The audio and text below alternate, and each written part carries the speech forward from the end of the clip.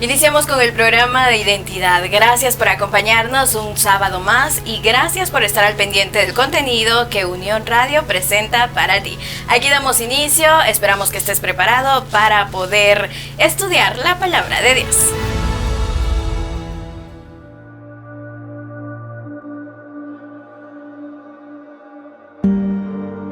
Es fácil desviarse. Perderse en los laberintos de pertenencias. Perder la perspectiva de quién eres.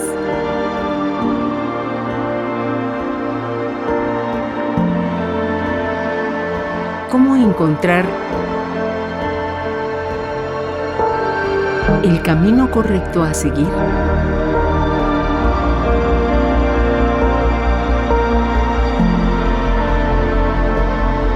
Para descubrir por qué Dios te hizo.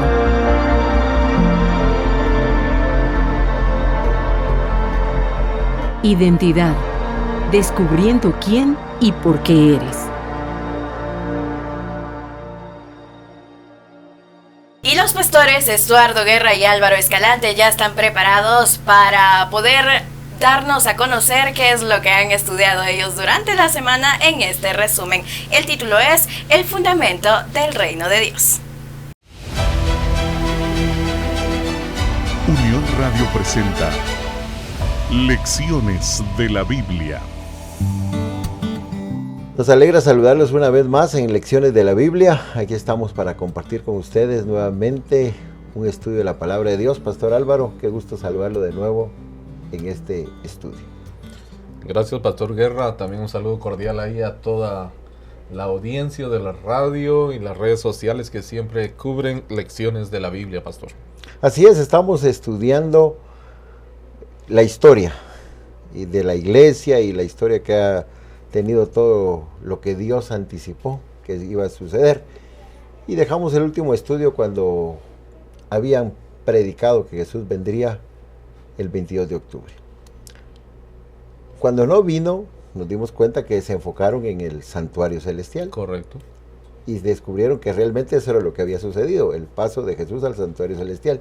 Pero siguieron estudiando, profundizando más. Y cuando estaban estudiando, encontraron algo en el santuario celestial. Y ese va a ser el estudio de este día y de estos resúmenes que vamos a tener de lecciones de la Biblia. ¿Qué fue lo que encontraron ahí? Las tablas de la ley. Es interesante, Pastor, que en el santuario está el arca, ¿verdad? Y desde que el arca fue dada para Israel, para que los israelitas tuvieran la idea de lo que es la salvación, ahí fue puesta las tablas del testimonio, la santa ley de Dios. Y ellos, los que estudiaron la Biblia en ese tiempo, 1844 y los años anteriores, llegaron a la conclusión después de que efectivamente la santa ley de Dios está vigente, Pastor. Sí, el apóstol Juan, cuando tiene la visión del templo, ve eso, ve el arca del pacto y ve las tablas de la ley dentro del arca del pacto. Entonces, los primeros adventistas comprendieron que había que darle la importancia y la validez a la ley de Dios, porque ellos habían estudiado profecías, eventos y lo que ellos consideraban importante, la venida de Jesús, pero no le habían dado la importancia que tiene la palabra de Dios en el mensaje que tiene que ver con la ley y los mandamientos. Ahí podemos decir, Pastor, que el fundamento del gobierno de Dios es ese, ¿verdad? Uno se puede ir por las ramas estudiando otra etapa de la profecía, pero cuando uno mira el gobierno de Dios, uno se da cuenta que sí hay un fundamento y que los mandamientos de Dios son principales, y desde ahí deberíamos de comenzar a estudiar otras cosas, y gracias a Dios por ese descubrimiento. Sí, también uno de esos puntos importantes fue la vigencia de la ley de Dios y lo que es la ley de Dios, porque fueron buscando en la Biblia y leyendo pasajes como el que encontramos en Mateo, que Jesús mismo dijo: no penséis que he venido a abolir la ley. Jesús lo afirmó, la ley no iba a pasar. Dijo: puede pasar otras cosas, pero la ley no va a pasar. Es más, ni una jota ni una tilde será quitada de la palabra de Dios en cuanto al mensaje de la ley. Y eso lo tenemos porque en ese tiempo, como ahora, pastor, hay muchos que para ellos dice la ley ya no tiene vigencia, la ley ya terminó, y podemos imaginar que en el tiempo de los pioneros muchos escuchaban seguramente que la ley ya no, y que los mandamientos pues no tenían que ser obedecidos como tales. Y es algo que hoy también hasta se predica en los lugares donde se dice que la ley de Dios pues ya quedó clavada en la cruz, ya no tiene vigencia para nosotros, y eso ya no tenemos por qué nosotros ser guardadores de los mandamientos. Hay varias maneras de explicar la santa ley de Dios en la Biblia, pero los detractores del mensaje de la santa ley de Dios han inventado o se han creado algunos métodos extraños. Por ejemplo, hay unos que quieren espiritualizar todo, ¿verdad? Exacto. Usan el método alegórico y comienzan a decir que las cosas son espirituales. Esa es una manera que el diablo ha encontrado, una manera sutil de engañar a la gente. La otra manera que me parece curioso, pero que ha ganado terreno fuertemente, es el dispensacionalismo. Han dividido la historia bíblica en 7 dispensaciones. Así es. Y en la dispensación de la ley, según ellos, ¿verdad? Comienza la dispensación en el Sinaí y termina en la venida de Cristo. Esta es una manera olímpica de omitir los mandamientos y de dejarlos por un lado. Sin embargo, uno se da cuenta que la Biblia tiene tanto mensaje en cuanto a la ley de Dios. Increíblemente, el que estudia la Biblia se va a dar cuenta que desde el Génesis hasta el Apocalipsis, ahí están los mandamientos de Dios. Y que encontramos también eso, que la ley es eterna, que el mandamiento es justo, santo y bueno, porque la ley es el reflejo del carácter de Dios. Todos esos atributos que tenemos de Dios, cuando dice que Dios es eterno, la ley es eterna. Que Dios es bueno, el mandamiento es bueno. Cuando habla de que es justo, Dios es justo, la ley también.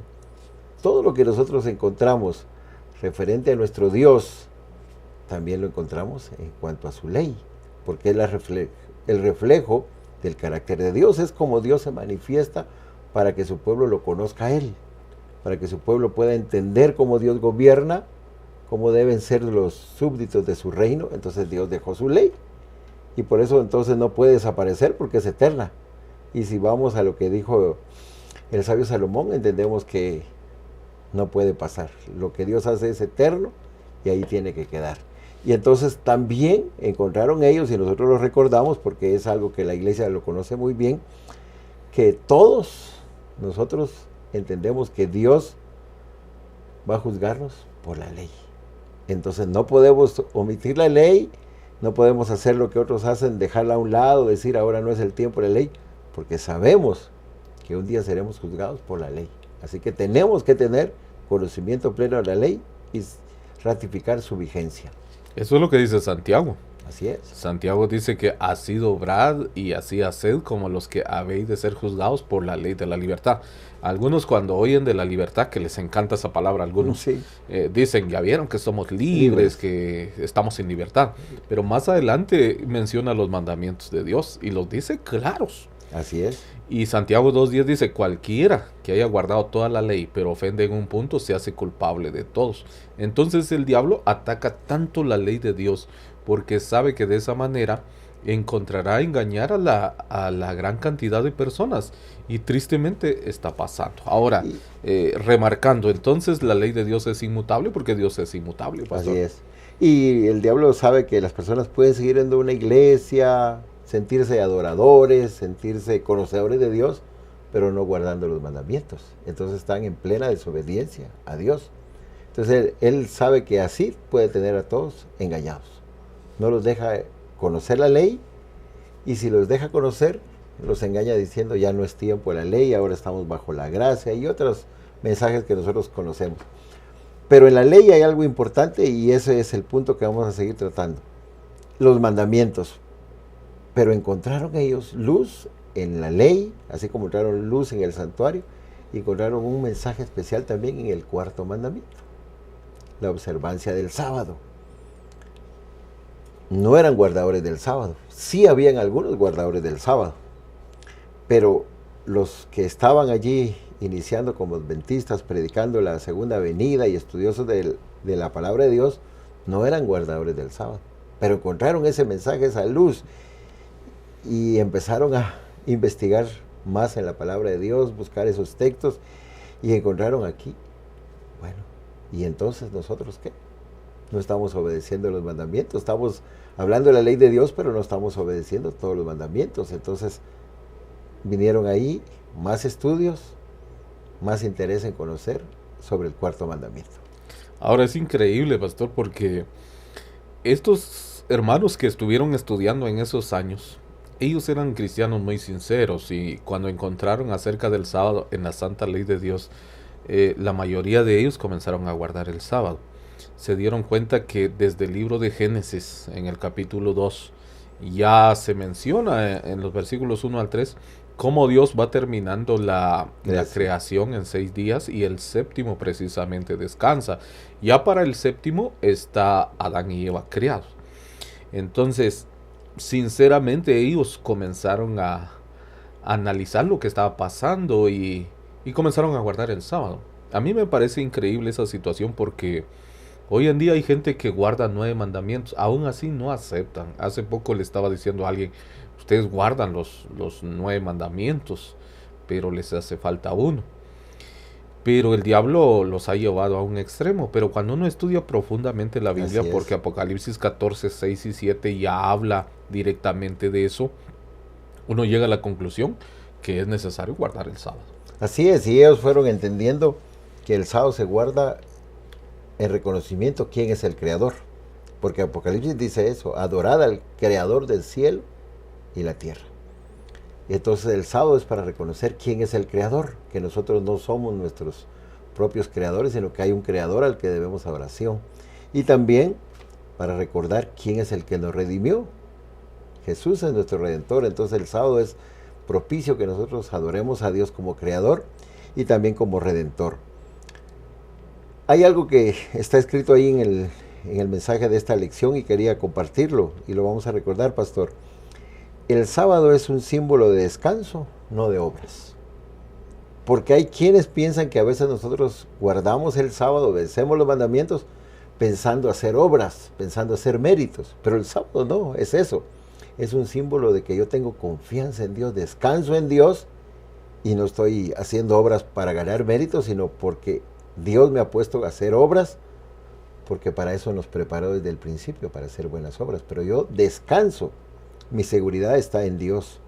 Luego también dice que el sábado es un símbolo de gracia, no de legalismo. Algunos atacan a la iglesia, los guardadores de los mandamientos, diciendo que somos legalistas, que seguimos lo que hacían los fariseos, que seguimos que hacían los judíos. Pero no, el sábado es un símbolo de gracia, porque reconocemos quién es nuestro creador, quién es nuestro redentor, y entendemos que somos salvos por gracia.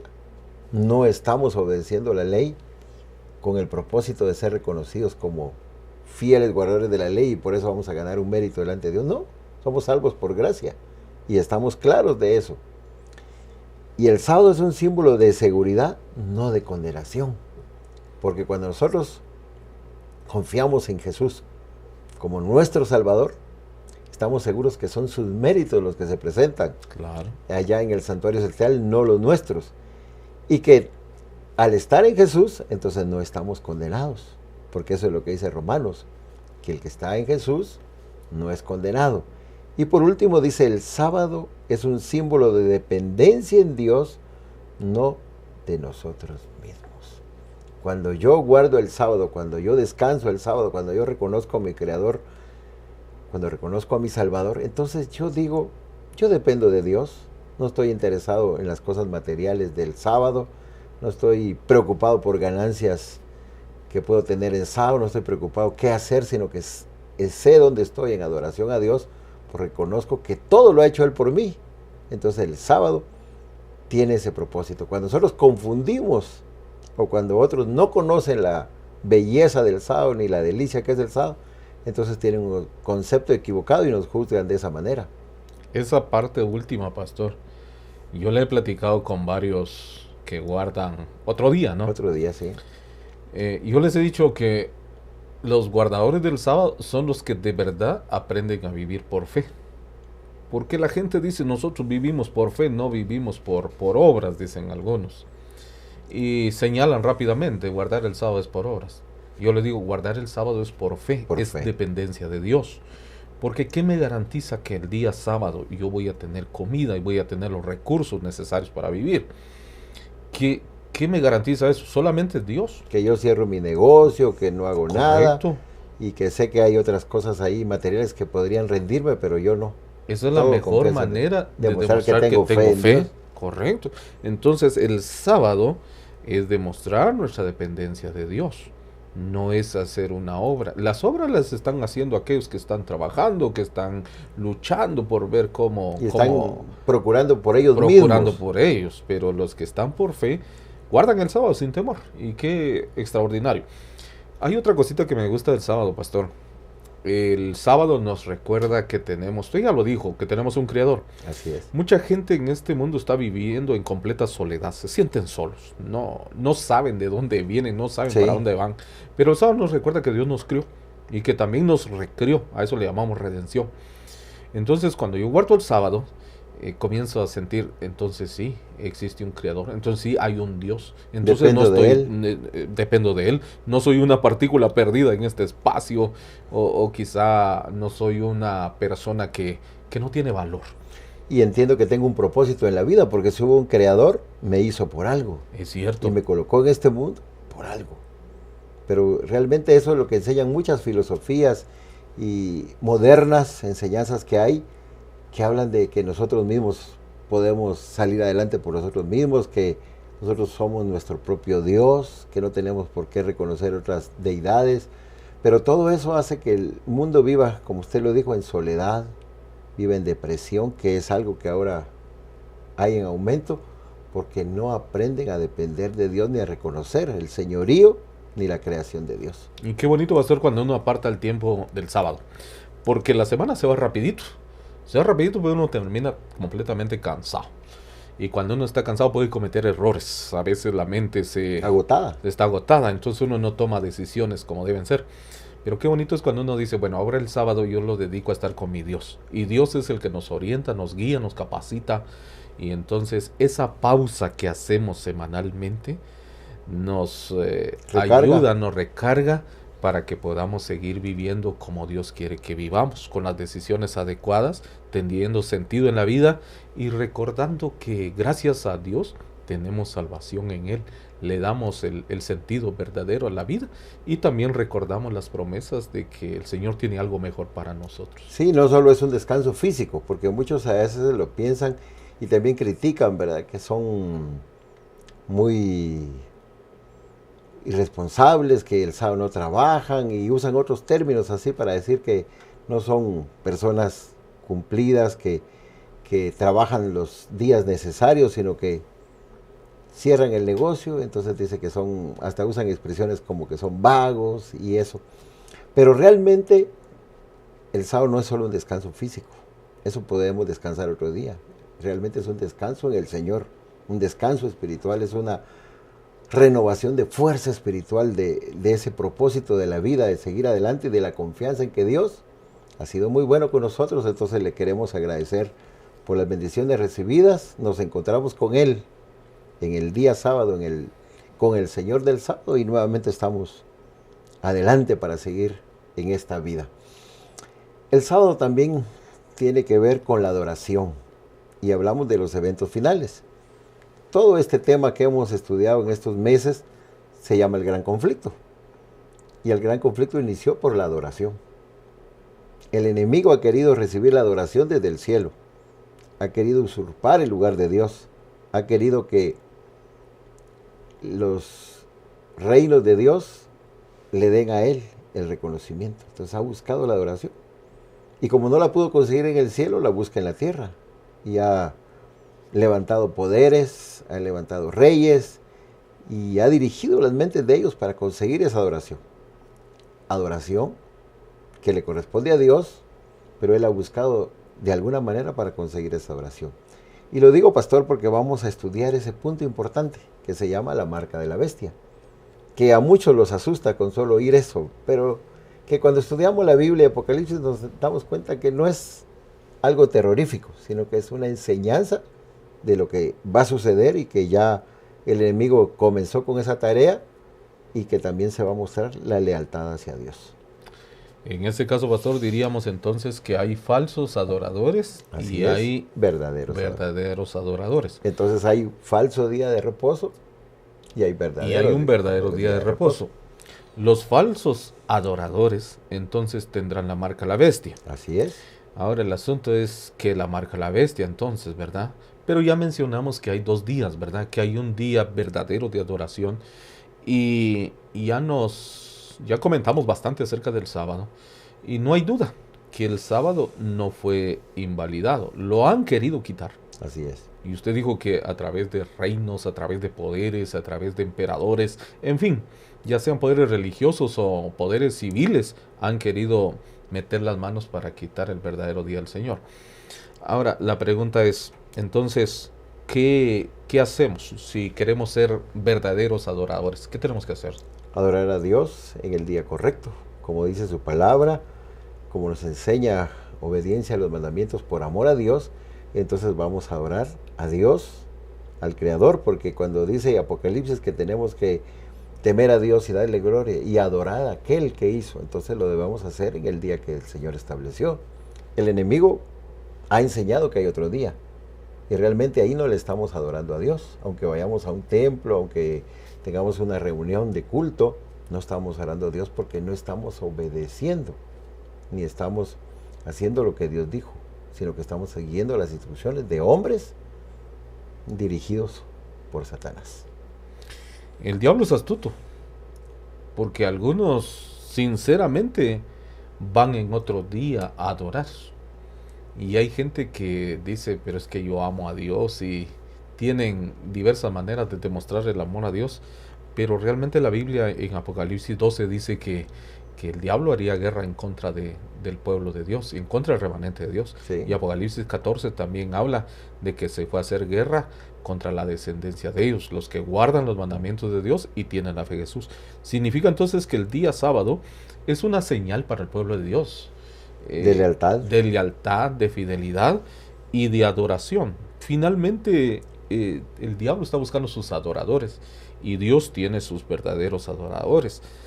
Satanás de alguna manera ha engañado a multitudes y tristemente algunos como que no saben que la observancia de un día falso de adoración de verdad puede llevar a la perdición eterna. Sí, y cuando nosotros entendemos la palabra de Dios y la estudiamos con diligencia, no tenemos por qué imaginar algo cuando dice bestia. Bestia entendemos que es un rey, un reinado, un poder. Así lo describe la misma Biblia. Entonces la marca significa hacer lo que ese poder enseña. Y que eso es lo que el enemigo ha querido hacer. Que se adore, se le dé reconocimiento en el día falso, entonces estamos haciendo lo que ese poder enseñó. Vimos hace algunas semanas que se empezaron a introducir doctrinas falsas con tal de atraer a las multitudes. Cuando la iglesia empezó a recibir el paganismo como que fuera parte de la doctrina, con tal de llamar la atención. Y uno de esos mensajes fue el sábado. Cambiar el sábado, colocar el día domingo como día de oración para atraer a las multitudes, para que aquellos dejaran sus labores. Entonces estableció otro día de oración y se hizo bajo decretos, bajo leyes civiles. Y las personas comenzaron a hacerlo. Y como usted decía, hay muchos que son fieles, hay muchos que son sinceros y lo están haciendo sin haberlo entendido. Pero Dios, que es misericordia, va a llevar a todos ellos al conocimiento de la verdad.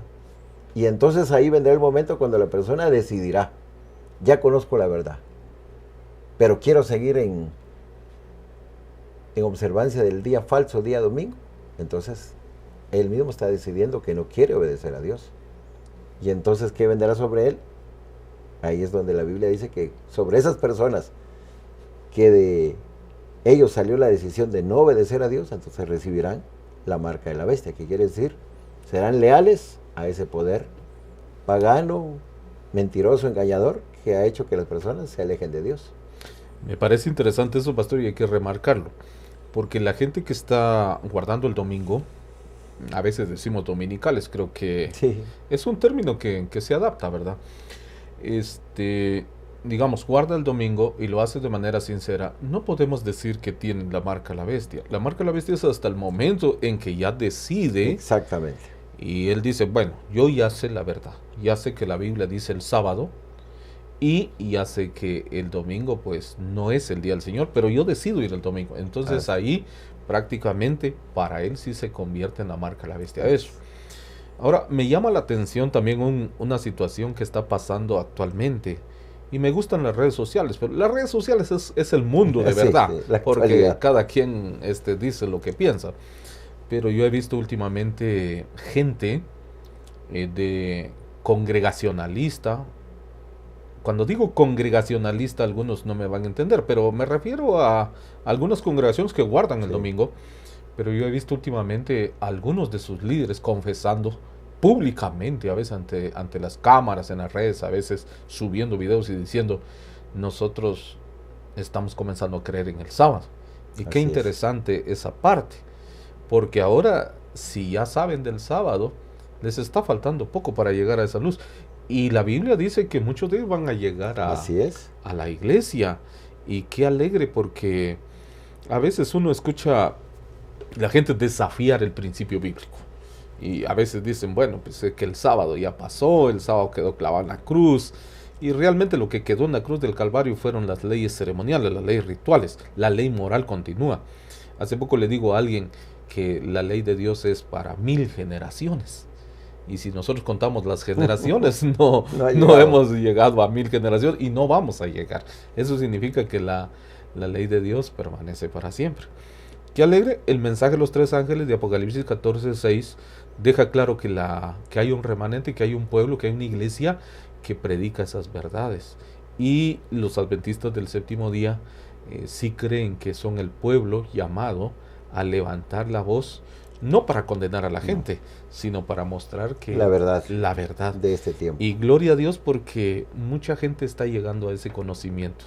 Y aquí hay que dejar de un lado los prejuicios, hay que dejar por un lado los conceptos, los preconcebidos que a veces uno tiene y comenzar a leer la Biblia. Si la Biblia lo dice, guardemos el día del Señor, que es el día sábado. Sí, damos gracias a Dios porque nos ha permitido estudiar esta lección y entender este mensaje. Creo que muchos de los que nos están oyendo han ratificado lo que ellos han entendido de la palabra de Dios. Tal vez para otros será algo nuevo. Te invitamos a que estudies la palabra de Dios, a que tomes tiempo, pidas al Espíritu Santo y que sigas con ese deseo en tu corazón de conocer más a Dios y la verdad que está en su palabra. Así que invitamos a que nos sigas viendo en las redes sociales, sigas oyendo esta estación que predica y presenta a Jesús, y también te invitamos a que puedas ir a la iglesia adventista del séptimo día más cercana a tu comunidad, en tu colonia, y donde puedas allí congregarte y ser un adorador en el día del Señor. Pastor Álvaro, ¿quiere terminar este estudio con palabra de oración? Oremos. Padre nuestro que estás en el cielo, santo es tu nombre. Gracias te damos, Señor, porque hemos estudiado tu palabra. Hemos recordado, Señor, algunos conceptos que ya conocemos algunos, pero para el que por primera vez escuchó esto, te rogamos que el Espíritu Santo lo acompañe, el Espíritu Santo lo guíe a toda verdad. Porque cuando encontramos la verdad, Señor, somos libres.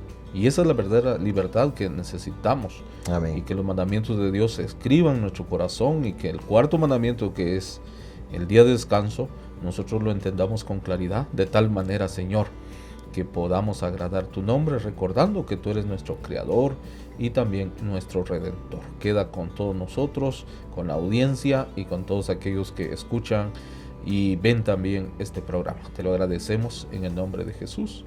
Amén. Amén.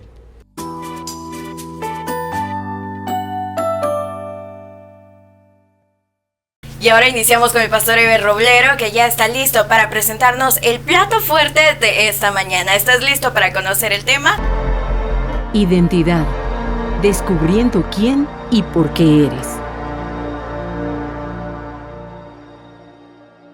Qué alegría da saludarnos una vez y como siempre estamos muy contentos de estar para que juntos vayamos a la palabra del Señor. Les saluda como siempre su amigo y servidor el pastor Eber Roblero, y esta vez para continuar con lo que se ha iniciado al hablar de la vida de Jesús en la tierra, la muerte de Jesús en la cruz del Calvario y la resurrección de Jesús al tercer día.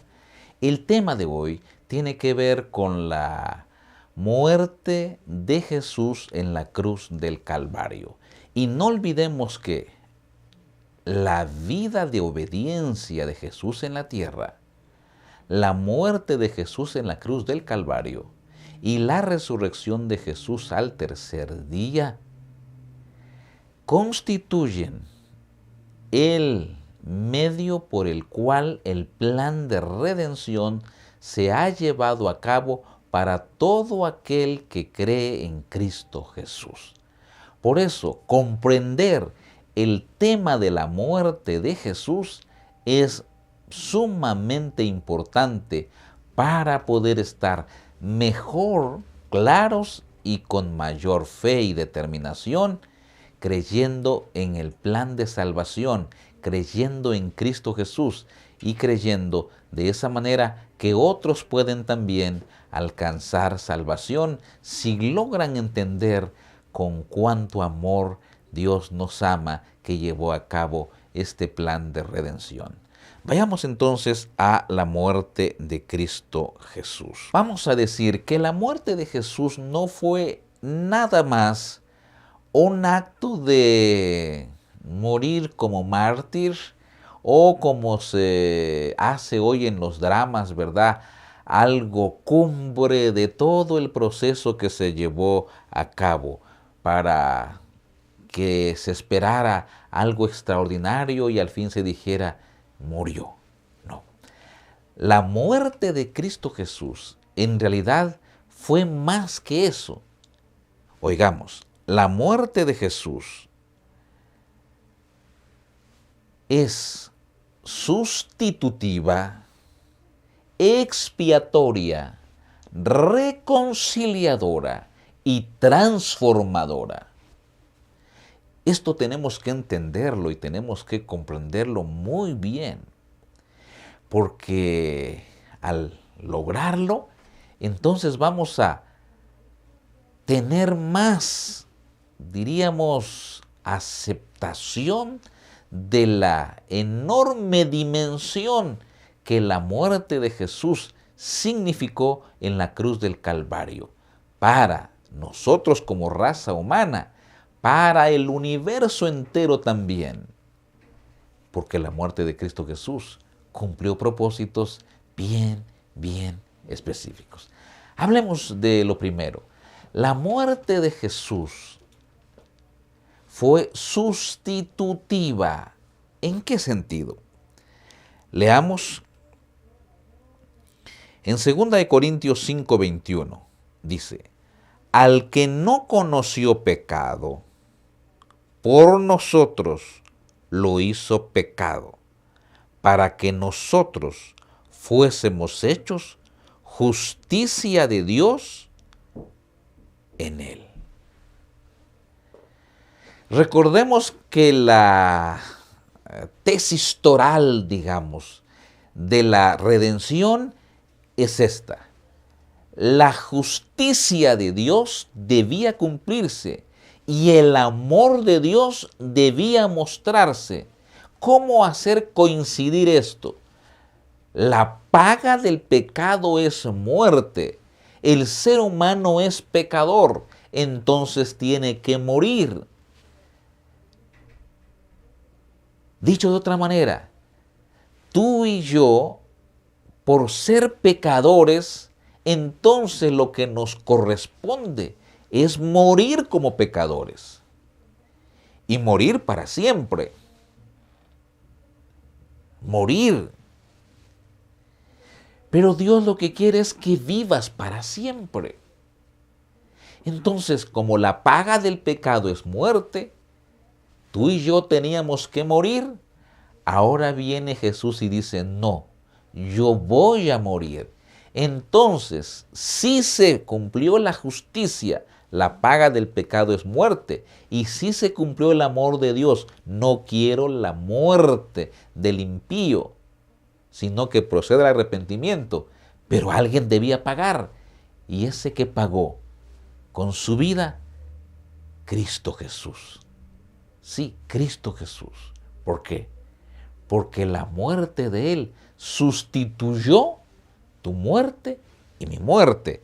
Primera de Pedro 3:18 dice, porque también Cristo padeció una sola vez por los pecados, el justo por los injustos, para llevarnos a Dios, siendo a la verdad muerto en la carne, pero vivificado en espíritu. Y Hebreos 2:9, por la gracia de Dios gustó la muerte por todos. Gustó la muerte por todos. Así que Jesús en la cruz del Calvario estaba muriendo en lugar tuyo y en lugar mío. Esto debe darnos la razón principal para que nazca de nuestro corazón un gloria a Jesús, un aleluya a Jesús, un alabado sea Jesús, un gracias Dios, porque no debo morir ahora yo. Ahora ya debo aceptar nada más que Jesús murió por mí, porque Él me sustituyó en la cruz del Calvario.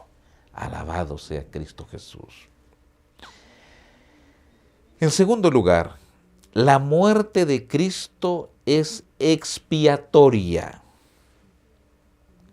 Expiatoria. El concepto de la expiación lo comprendemos mejor cuando recordamos cómo se llevaba a cabo en el Antiguo Testamento, en el santuario terrenal, el proceso de aceptar que soy pecador, llevar el cordero para que muriera por mí y la labor del sacerdote que oficiaba allí todos los días y del sumo sacerdote que lo hacía una vez al año en el día de la expiación.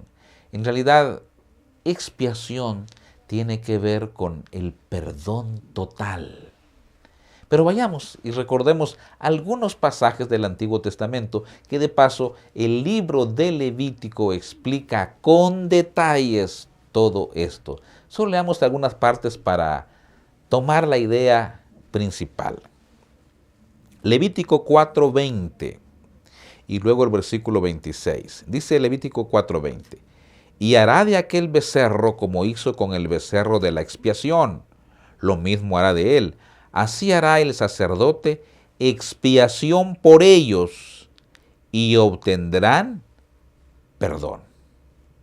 Y obtendrán perdón. Es decir, la expiación tenía como objetivo encontrar perdón. Versículo 26. Y quemará toda su grosura sobre el altar, como la grosura del sacrificio de paz. Así el sacerdote hará por él la expiación de su pecado y tendrá perdón. Aquí el sacerdote, allá del santuario terrenal, tenía que hacer también expiación por su pecado para obtener perdón. Y Levítico 16, que es un capítulo que habla sobre el día de la expiación, es un capítulo que recomiendo estudiar en detalle y ayudarse con todos los comentarios posibles que se pueda encontrar, y junto con ello pues estudiar el plan de redención. Es algo extraordinario. Pero veamos. Capítulo 16, versículos 15 al 18. Dice así. Después degollará el macho cabrillo en expiación, yo subrayo, por el pecado del pueblo. Por el pecado del pueblo. 16. Así purificará el santuario a causa de las impurezas de los hijos de Israel. Y sigue diciendo el 17, ningún hombre estará en el tabernáculo de reunión cuando él entre a hacer expiación en el santuario hasta que él salga y haya hecho la expiación por sí, por su casa y por toda la congregación de Israel. Según Levítico, la expiación debía hacerlo el sacerdote por él, para obtener perdón. El sacerdote por su familia, para que la familia obtuviera perdón. El sacerdote por el pueblo, para que el pueblo fuera perdonado. Y el sumo sacerdote por el santuario, para purificar el santuario. ¿Qué está enseñando esto? Que la muerte de los corderos en el Antiguo Testamento simbólicamente recibían la culpa y luego el santuario simbólicamente quedaba contaminado con la culpa de todos los que iban a confesar su pecado. Alguien debía cargar con esos pecados y entonces se hacía la ceremonia del día de la expiación, donde uno de los dos machos llevaba entonces los pecados del santuario y ese macho se iba a perder allá en el desierto para que muriera en el desierto cargando todos los pecados. Simboliza que Satanás un día cargará con todos los pecados confesados de la raza humana. Él los cargará y Él los pagará. Él morirá cargando esos pecados. Por eso al diablo no le conviene que tú y yo confesemos nuestros pecados, porque los estamos, usando una palabra, ¿verdad?, para ilustrar, amontonando pecados sobre Él para que Él los pague allá. ¿Por qué? Porque Él es el originador, el padre de la mentira, el provocador. Pero para garantizar eso, Jesús debía morir primero. Y su muerte es expiatoria. Cumple con eso, es perdonadora. O sea, Él no estaba solamente muriendo, Él estaba diciendo, estoy derramando gota a gota para perdón de los pecados, para que tu pecado, mi pecado, sea perdonado gracias a la muerte de Cristo Jesús. Y al final sea depositado eso para que Satanás termine con ellos. Ahora, veamos otro. La muerte de Cristo, dijimos, es reconciliadora. El concepto de reconciliación tenemos que comprenderlo desde esta perspectiva. Cuando el pecado entró, dice Isaías, y vuestras iniquidades y vuestros pecados han hecho separación entre Dios y los hombres.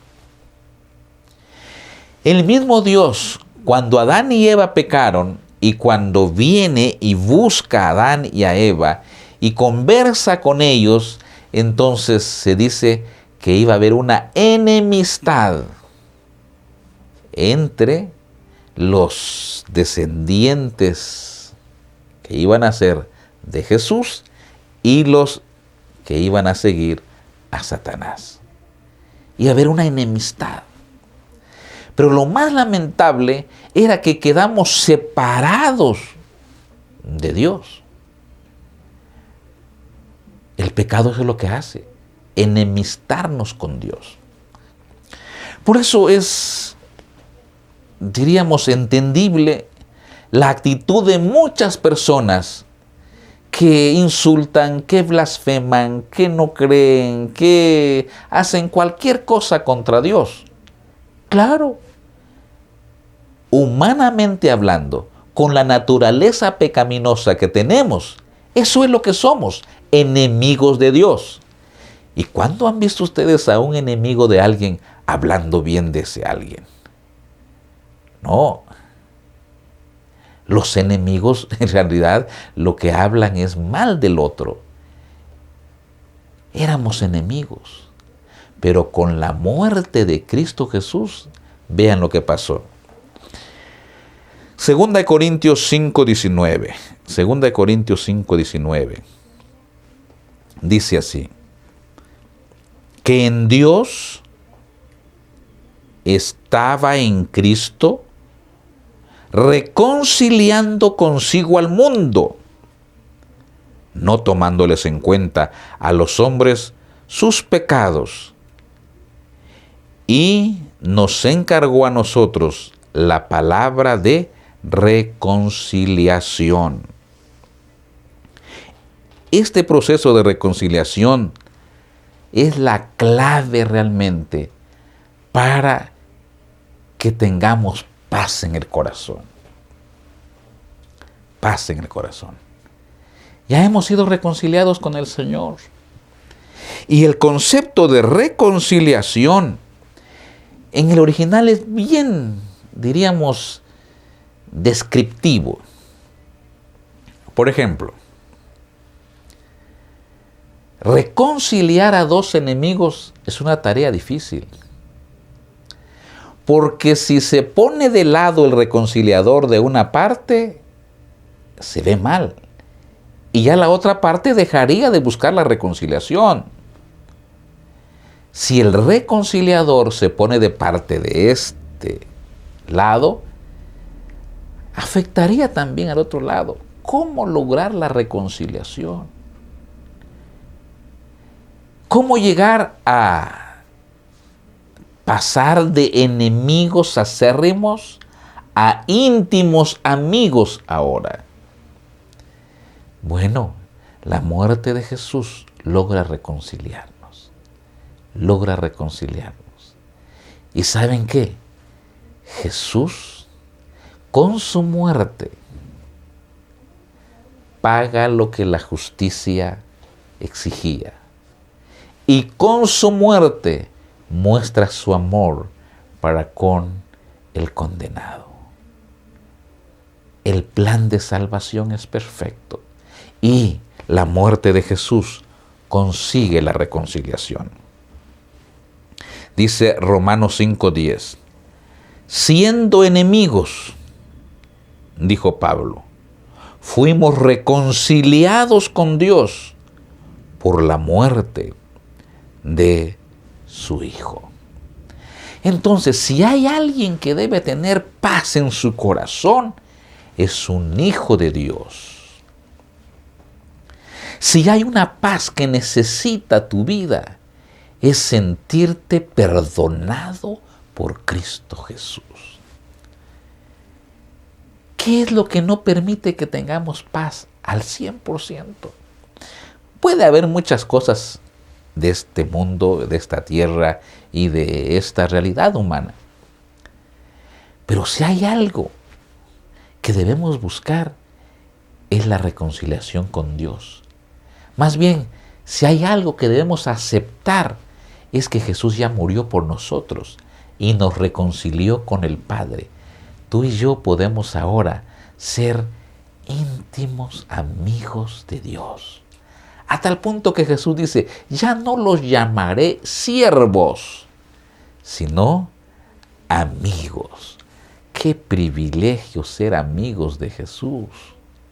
Qué garantías tenemos de recibir a Jesús como nuestro amigo.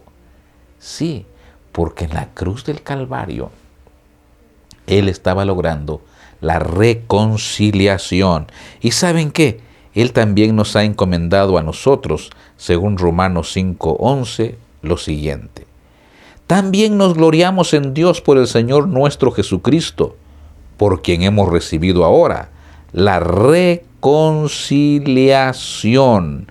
La reconciliación.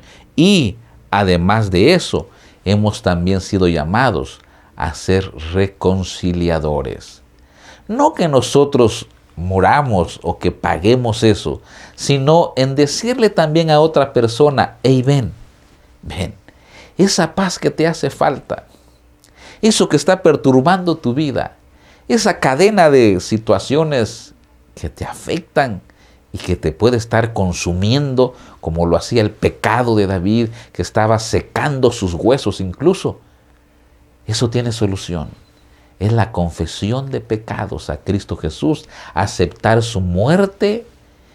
Y cuando aceptas la muerte de Jesús, sabiendo que es sustitutiva, sabiendo que es perdonadora, sabiendo que es reconciliadora, encontrarás esa paz en el Señor.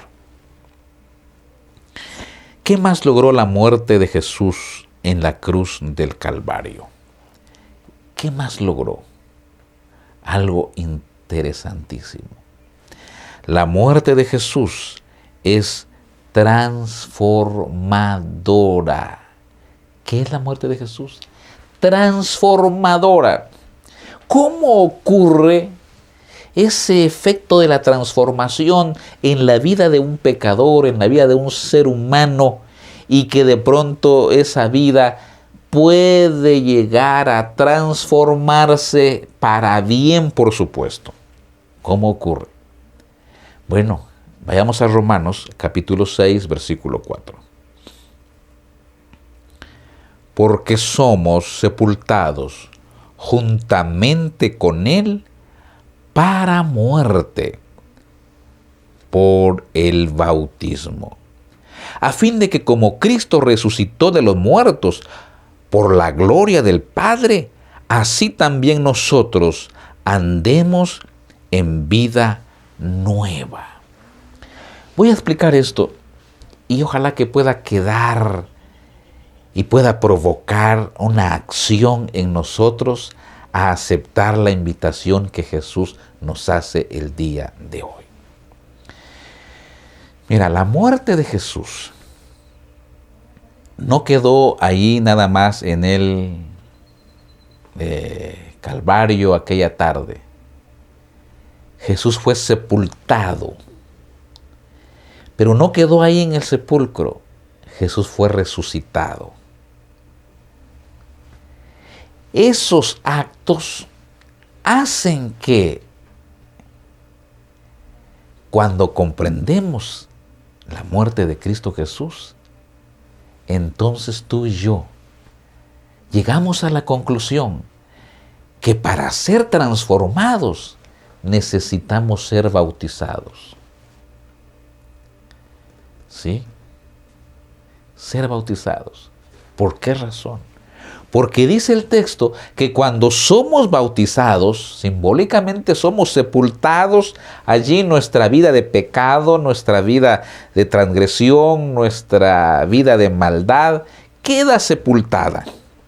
Y cuando salimos del agua, nacemos a una vida nueva en Cristo Jesús. Y cuando somos bautizados, aceptamos dos grandes bendiciones: el perdón de los pecados y el don del Espíritu Santo. Y es ahí cuando como cristianos empezamos a crecer, pero no crecemos solos, crecemos con el poderoso poder, valga la redundancia, del Espíritu Santo en la vida de una persona. Y el Espíritu Santo empieza a provocar entonces todos los cambios para bien. Y vamos día a día siendo transformados a Cristo Jesús, a semejanza de Cristo Jesús. Cada día, como dijo Pablo, vamos de victoria en victoria. Eso es lo que provoca también la muerte de Cristo Jesús, que ahora al aceptarla nos provoca arrepentimiento y solicitamos, por supuesto, el bautismo para nacer de nuevo y empezar ese proceso de transformación. ¿Hace cuántos años que entregaste tu vida a Jesús a través del santo bautismo? Si de verdad abriste tu corazón al Señor y el Espíritu Santo ha estado trabajando intensamente en tu corazón, usando una ilustración, diríamos que la imagen, la fotografía de antes de ser bautizado a ahora que caminas con Cristo Jesús es distinta. Ha habido transformación. De un hombre iracundo a un hombre amable. De una mujer iracunda a una mujer bondadosa. de un hombre egoísta a un hombre dadivoso, de una mujer avara a una mujer ahora que comparte, de un carácter imposible de controlar a un carácter ahora transformado por el Espíritu Santo, de una persona imposible de llevar a cabo una conversación a alguien que ahora sirves para dar consejos a otras personas, de alguien peleonero a alguien reconciliador ahora. Y podríamos seguir haciendo la comparación. Lo que quiero enfatizar es que no has seguido siendo la misma persona que eras antes de nacer de nuevo a como eres ahora luego del bautismo. Pero, ¿qué tal si no has dado ese paso? O diste ese paso y te retiraste y has vuelto a embarrar, a manchar, a ensuciar esa ropa de justicia que el Señor te dio. ¿Por qué estar lejos de Jesús ahora? ¿Por qué no aceptar la muerte de Jesús? ¿Por qué no decirle a Jesús, gracias Jesús, porque yo tenía que morir, pero tu muerte me sustituyó? Gracias. Gracias Jesús, porque yo como pecador merecía la condenación, pero tu muerte me otorga perdón. Por ti soy perdonado, Jesús. Jesús, yo era enemigo de Dios, acérrimo enemigo de Dios, pero tu muerte me ha reconciliado con Dios y ahora puedo ser amigo de Dios y caminar con Dios. Jesús, tu muerte me transforma. Por eso de inmediato me entrego una vez más a ti. Y Señor, si yo me he retirado, cuanto antes voy a volver otra vez y me reconciliaré. Y si es posible que nazca de nuevo, solicitaré mi bautismo porque te he fallado, Señor. Y si no he sido bautizado, es ahora cuando debo buscar intencionalmente. La salvación dice que es hoy mismo. Hoy debo solicitar el bautismo y debo hacerlo cuanto antes porque he comprendido la muerte de Cristo Jesús y la muerte de Jesús es suficiente para mí para ser transformado y garantizar vida eterna con Cristo Jesús. ¿Quieres orar conmigo?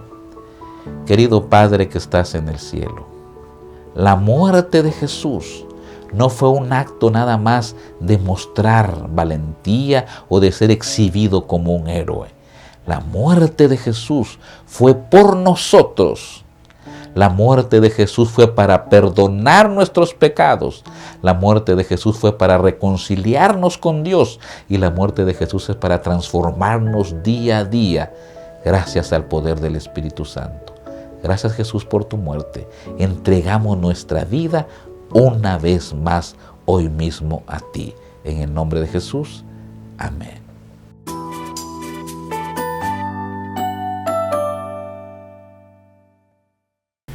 Hasta aquí llegamos con el programa Identidad. Gracias por acompañarnos una vez más. Recuerda que si tienes alguna duda puedes dejarla también a través de los comentarios o escribir directamente a nuestro WhatsApp en cabina 3240-3176. Te esperamos. Hasta la próxima.